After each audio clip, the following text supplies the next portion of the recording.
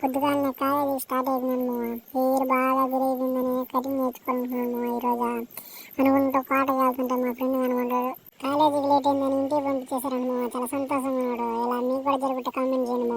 నేను కల్లా కాలేజీ లోపలికి అయితే వెళ్ళిపోయాను. ఈ చదవడాలు పాస్ అవడాలు మన వల్ల పని కాదని అర్థమైపోయి మధ్యాహ్నం అన్నానికి ఫ్రెండ్స్ తో కూడా కలిసి వెళ్ళిపోయాను. ఫ్రైడ్ రైస్ ఆర్డర్ ఇచ్చుకొని అందరం తినేసాము. ఈవినింగ్ కాలేజీ ముగించుకొని కటింగ్ షాప్ కి అయితే బయలుదేరాము.